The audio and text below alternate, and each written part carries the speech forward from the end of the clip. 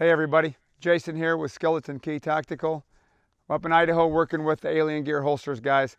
Getting ready to have a little talk here about the finer points on your grip when you shoot your pistol.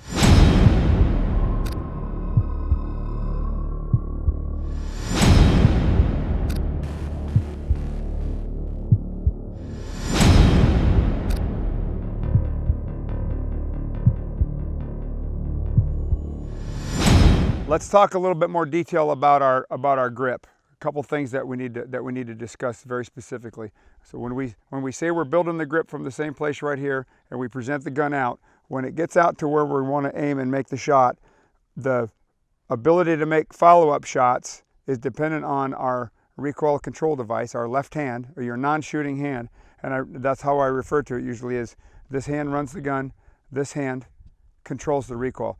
To make that work, what we want to do is we're applying a little tiny bit of forward pressure that way with this hand, and then we're applying some tiny little bit of rearward pressure with the non-shooting hand. So I'm still in the same spot that I was, just a tiny little bit, not to the point that we translate over into like some weaver stance and change the angle of our arms or anything like that. It's still going to be equal on our forearms and our upper arms, but we want to control that by that little bit of pressure. And then let me take the gun away for just a second to explain this.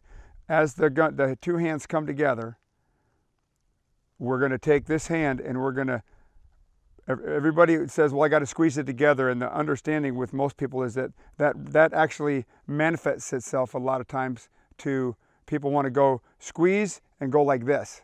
They don't realize that they're pulling the front part apart like this. They're just squeezing hard. What ends up happening is they are doing a motion where the outer edges of my outer portions of my forearms want to do this to make that thing tight. And the reality is that starts driving the gun either to the left or to the right, whichever one overpowers the other. So instead of doing that, we're going to do that little tiny push-pull.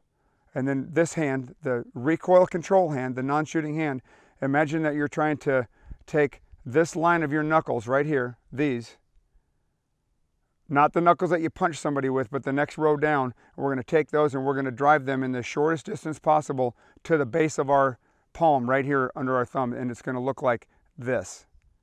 So we're here, we got this indexed in the right spot on the pistol, on the trigger guard, and then we're going to clamp this down by pushing forward, right here forward, and clamping this back, but we're not squeezing like this. There's some forward rear, there's some squeeze like this with my arms, and then I'm clamping this down.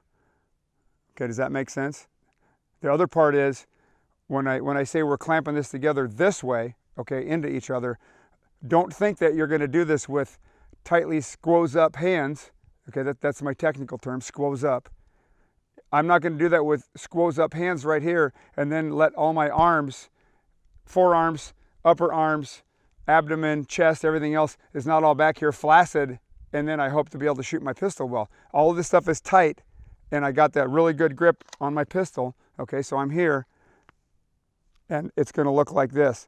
Not to the point where I'm so tight I got muscle tremors and it's shaking, because then I can't make a shot. But it's tight and it's firm, and the grip is there.